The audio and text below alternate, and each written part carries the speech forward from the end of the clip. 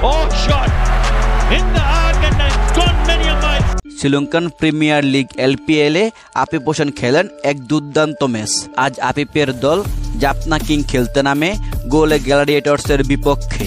আফিফের দল জাফনা কিং শুরুতে ব্যাট করতে নেমে 31 রানে প্রথম উইকেট হারায়। পরে ওয়ান ডাউনে ব্যাট করতে নামে আফিফ হোসেন। নেমেই যেন নিজের জাত চিনিয়েছেন আফিফ হোসেন।